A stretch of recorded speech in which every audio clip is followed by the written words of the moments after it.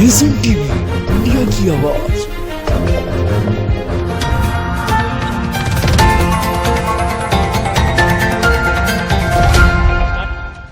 नमस्कार, आप देख रहे हैं नेशन टीवी। मैं हूं आपके साथ प्रेम कुमार।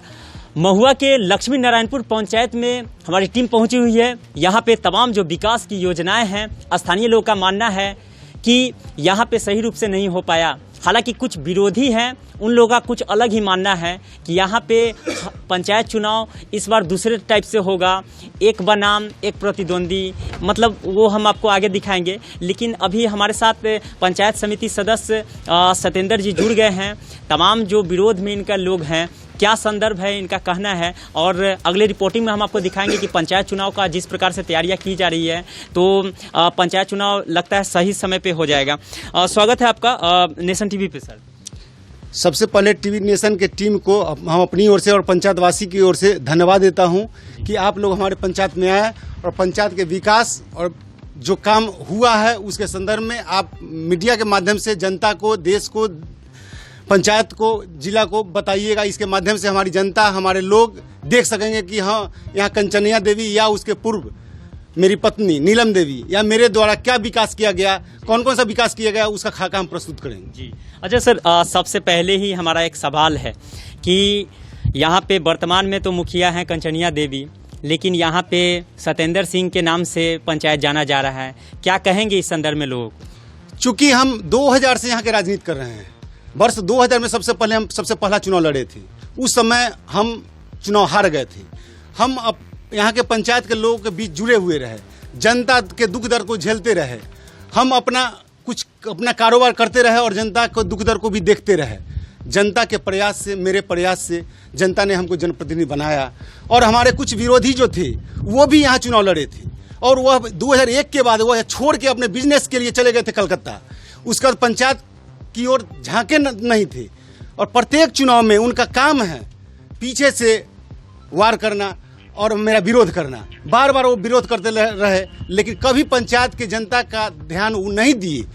सिर्फ कहने से जनता का विकास। उस समय मेरे पीछे जो लोग थे, हमारे समर्थक जो थे, जो हमसे जुड़े हुए थे, उनका कार्य हम उन 10 वर्षों में हमसे जो बन पड़ा, बहुत सारा कार्य किए। वह कार्य जब पूछिएगा तो मैं बताऊंगा। उसके बाद जो भी लोग जुड़े हुए रहे, पंचायत समिति यहाँ का सीट जो है सामान्य हुआ, हम भी उस एक सीट से लड़े। क्षेत्र संख्या 32 से हम चुनाव लड़े और मेरी पत्नी 31 से चुनाव लड़ी। पंचायत समिति क्षेत्र संख्या 31 से लड़ी और उसी के मार्फत से हमारे मुखिया कंचनिया देवी बनी और उन्हीं के सहयोग से और अपने प्रयास से हम यहाँ का विकास किए।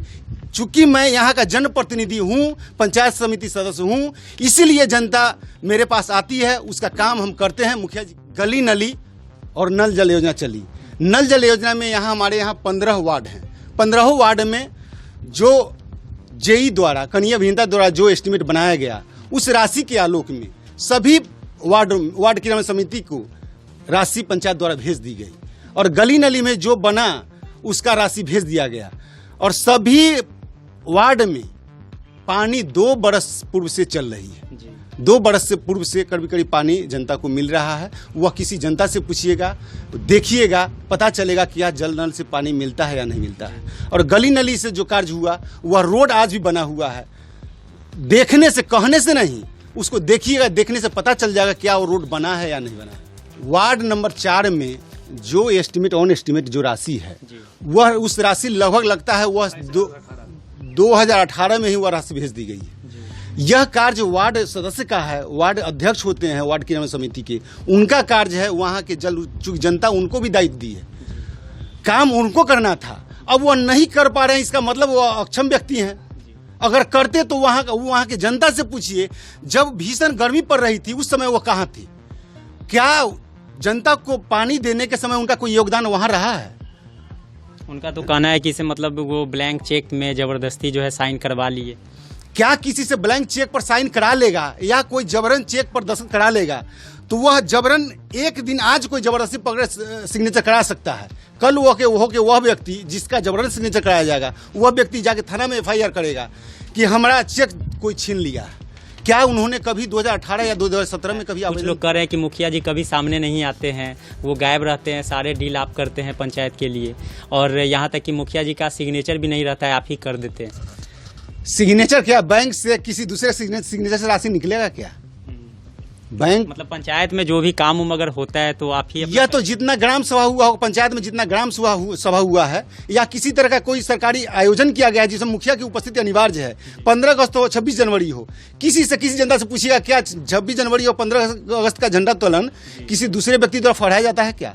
किसी ग्राम सभा का नेतृत्व किसी दूसरे व्यक्ति द्वारा किया जाता है क्या? उसका नेतृत्व पंचायत के मुखिया को करना है, और मुखिया अगर अनुपस्थित रहेगा तो उसके जगह पर उप मुखिया को करना है। अगर मुखिया जी कंचनिया देवी अगर ग्राम सभा के आयोजन में अगर किसी सभा में शायद अगर नहीं उपस्थित हुई होंगी तो उसके जगह पर उसकी अध्यक्षता उप मुखिया विक्की कुमार द्वारा किया गया होगा।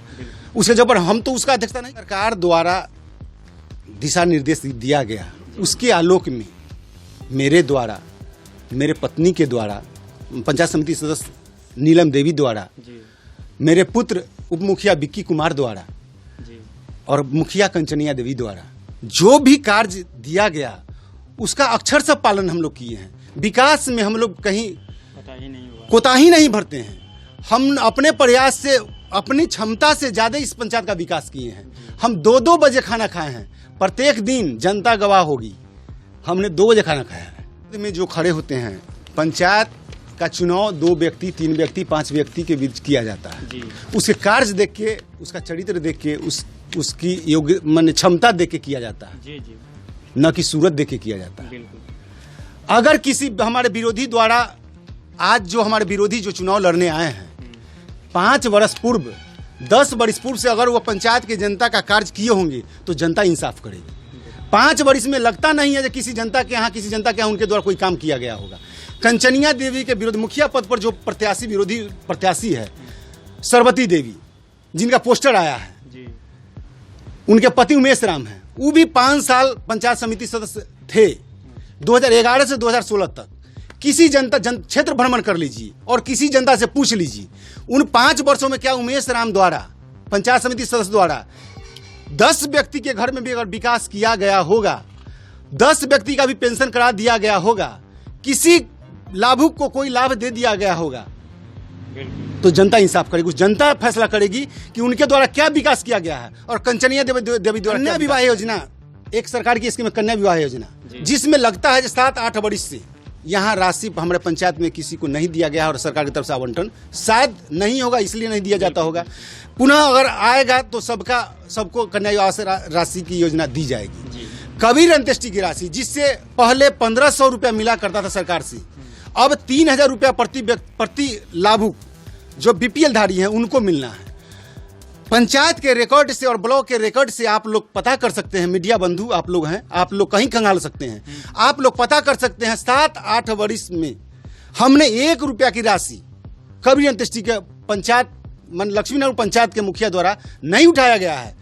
अगर किसी को भुगतान किया गया है, कोई व्यक्ति अगर मर जाता है तो 1000-2000 रुपया की राशि अपने पॉकेट से देते हैं। कुछ व्यक्ति आए हैं जो 5 साल 10 साल तक कोई अता पता नहीं था, किसी के यहाँ जाते आते नहीं थे, कोई मर जाता था उसके यहाँ उनका जाना आना नहीं होता था, किसी की शादी ब्याह में जाना आना नहीं होता था।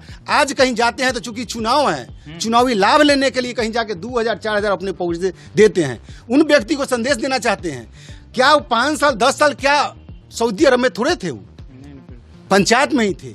पंचायत में बहुत गरीब व्यक्ति थे जिनको सरकार से आवास नहीं मिल पाया था, उनका छूटा हुआ है, उनका क्या वो अपने पॉकेट से बना दिए? क्यों नहीं बना दिए? बहुत गरीब जिसको जमीन नहीं था, उनका भी जमीन अगर कोई व्यक्ति कहता है जब मैं अपने पॉकेट से खरीदूंगा, उनको चुनाव से पहले खरीद देना चाहिए, अभी खरीद देना चाहिए। अगर सेवा कर देते या तब जाते चुनाव में, उसके बाद करेंगे। राशन कार्ड इस पंचायत में करीब लोगों का बना हुआ है, कुछ जो वंचित हैं जिनका नहीं बन पाया, उसके लिए सरकार द्वारा भी आवेदन लिया गया है। उसका हम अपने प्रयास से दरवाजे पर जो वंचित लाभुक हैं उनका हमने भरवा के अपने स्तर से अपने आदमी रख के हम अपने भरवाए हैं और उनका आवेदन जमा करवाए हैं। जब पुनः राशन कार्ड बनेगा तो उनका राशन कार्ड बन के उनको मिलेगा। जो वंचित व्यक्ति हैं आवास से, उनको आवास दिया जाएगा, तो मतलब अभी देखा जाए तो कितने पशु लोग से- लोग जो है वंचित होंगे अभी आवास योजना से? अभी तो 631 का नाम जुटा है, योग्य लाभुक का नाम जुटा है, और उसके बाद भी कुछ छूट गए हैं जिनके द्वारा भी सरकार का गाइडलाइन है, जो अभी भी कुछ वंचित बच गए हैं उनका नाम जोड़ा जाएगा। तो वो भी जब जुटेगा तो उनका भी जुड़वा दिया जी, जाएगा। पशु सेट के बारे में क्या कह रहे हैं? आप लोग मीडिया बंधु हैं, आप लोगों से कुछ छुपा हुआ नहीं। बिल्कुल।